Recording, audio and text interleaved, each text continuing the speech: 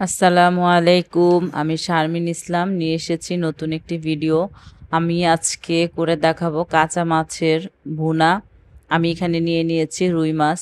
আর এই ভুনাটাতে আমি দেওয়ার জন্য একটা মশলা তৈরি করব। তার জন্য নিয়েছি আমি কয়েক কোয়া রসুন, অল্প একটু আদা, একটা টমেটো, সামান্য লবণ, 1 চামচ হলুদের গুঁড়া, চা চামচের, এবং 1 চামচ ধনিয়ার গুঁড়া। আর এই পানিতে আমি বেশ খানিকটা শুকনা মরিচ ভিজিয়ে নিয়েছি, আর সাথে নিয়েছি কাঁচা জিরা। মরিচের পরিমাণটা কারো স্বাদ অনুযায়ী, যে ঝাল বেশি খাবেন সে বেশি দিবেন, আর যে ঝাল কম খাবেন সে কম দিবেন। আমি একটু বেশি ঝাল পছন্দ করি, তার জন্য মরিচটা একটু বেশি নিয়েছি। আমি সবগুলো মশলা একসাথে ব্লেন্ড করে নিয়েছি। এটা আমি এখন মাছের উপরে দিয়ে দিব। এই মশলাটা ব্লেন্ড করার সময় আমি স্বাদ অনুযায়ী লবণটাও দিয়ে নিয়েছিলাম। এই মশলাটাতে আমি কোনো পেঁয়াজ ব্যবহার করি না। এই মাছ ভুনাতে আমি কোনো পেঁয়াজই ব্যবহার করব না আজকে। আর আমার 1 কাপের মতন কাঁচা সরিষার তেলের প্রয়োজন হবে রান্নাতে। আমি 1 কাপের মতন কাঁচা সরিষার তেল, মশলাটা প্রথমে মাছের উপরে দিয়ে, তারপরে কাঁচা সরিষার তেলটা দিয়ে আমি হাতে ভালো করে মেখে নিব।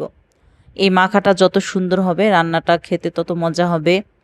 আমি মাছগুলোকে খুব ভালো করে হাত দিয়ে চটকে চটকে মশলাটার সাথে মেখে নেব। এটা একটা খুবই সহজ একটা রান্না। আমার 90% কাজই হয়ে গিয়েছে, জাস্ট এখন চুলার উপর বসিয়ে রাখবো, রান্নাটা কমপ্লিট হয়ে যাবে। আমি এই রান্নাতে আর কোনো এক্সট্রা পানিও ব্যবহার করব না।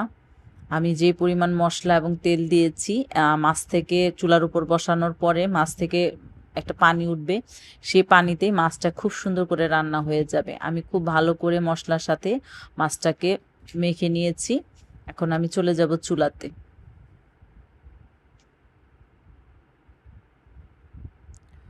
আমি মাছটা চুলার উপর দিয়ে ঢাকনা দিয়ে দিব।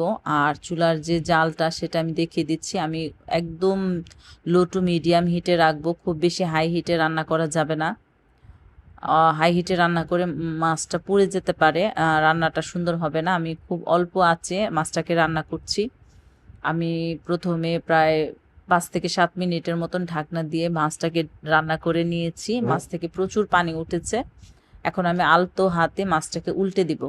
যেহেতু মাছগুলো কাঁচা, আমি ভেজে নেইনি, এর জন্য খুব অল্প করে আলতো হাতে মাছগুলোকে আদর করে করে উল্টে দিতে হবে।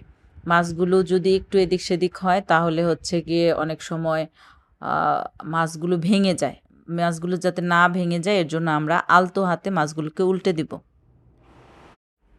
মাছগুলোকে আমি খুবই আলতো আলতো করে উল্টে দিব।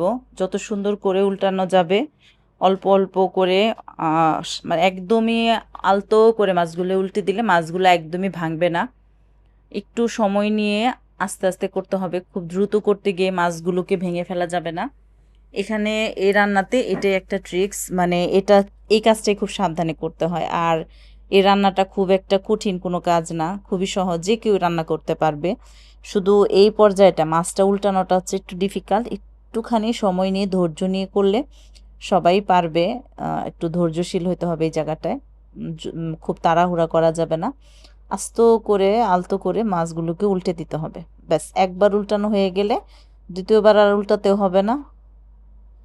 এই তো আমার মাছগুলো সব সুন্দর করে উল্টানো হয়ে গিয়েছে। আলহামদুলিল্লাহ, মাছগুলো সব আস্ত আছে। আমি যেহেতু মাছগুলোকে একবার সব উল্টে দিয়েছি, এখন আমি ঢাকনা দিয়ে ঢেকে আরও 5 থেকে 7 মিনিটের মতন মাছগুলোকে রান্না করে নিব।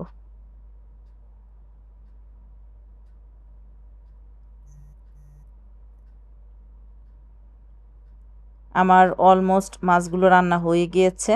আমি এখন মাছগুলোকে একটু দেখে নিচ্ছি। আমি এই পর্যায়ে একটু খুন্তি দিয়ে নেড়ে চেড়ে সাইড থেকে দেখে নিচ্ছি। আর এরপরে আমি আর খুন্তি ব্যবহার করব না, জাস্ট আলতো করে দেখছি যে নিচের অংশটা লেগে গিয়েছে কিনা। আলহামদুলিল্লাহ, আমার কোনো মাছই লাগেনি। আমি এখন মাছগুলোকে জাস্ট নিচ থেকে একটু একটু সরিয়ে দিচ্ছি। আর এখানে আর মাছগুলোকে উল্টাতেও হবে না। আর এরপর থেকে আমি আর খুন্তিও ব্যবহার করব না, জাস্ট হ্যান্ডেলটা ধরে একটুখানি ঝাঁকিয়ে ঝাঁকিয়ে মাছগুলোকে নাড়াচাড়া করিয়ে দিব। আমি তেলটা ভেসে ওঠা পর্যন্ত অপেক্ষা করছি। তেলটা ভেসে ওঠা পর্যন্ত আমি রান্না করব।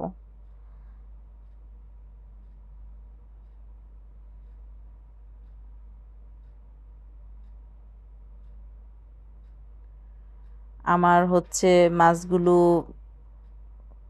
রান্না হয়েই গিয়েছে প্রায়। আমি আর কোনো মশলা বা কিছু এখানে ব্যবহার করব না, জাস্ট হ্যান্ডেলটা ধরে একটু ঝাঁকিয়ে ঝাঁকিয়ে দিব নিচ থেকে যেন লেগে না আসে। আমি হচ্ছে তেলটা ভেসে ওঠা পর্যন্ত অপেক্ষা করব। তেলটা ভেসে উঠলেই আমার রান্নাটা শেষ হয়ে যাবে, আমি নামিয়ে নিব।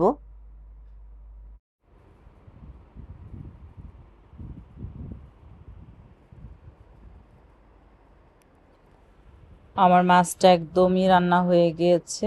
আমি কিছুক্ষণের মধ্যেই মাছটাকে নামিয়ে নিব। আমি কড়াইয়ের যে সাইডগুলোতে মশলা লেগে আছে সেগুলো হচ্ছে গিয়ে নামিয়ে দেওয়ার চেষ্টা করছি খুন্তি দিয়ে কেচে কেচে। এই রান্নাটা করতে গিয়ে আমি খেয়াল করলাম যে আসলে যেহেতু আমরা খুন্তির ব্যবহারটা খুব বেশি করতে পারি না, মাছগুলো ভেঙে যেতে পারে, এর জন্য সাইড থেকে একটু মশলা লেগে আসে। এটা একটু খুন্তি থেকে আমি হচ্ছে সরিয়ে সরিয়ে খুন্তি দিয়ে নেড়ে কেচে কেচে দিচ্ছি। আর আমি হচ্ছে নামানোর আগে একটু লবণটা দেখে নিচ্ছি। আমার লবণ মাশাআল্লাহ ঠিক আছে, 100% ঠিক হয়েছে। এখন আমি হচ্ছে গিয়ে কিছুক্ষণের মধ্যে মাছটাকে নামিয়ে নিব।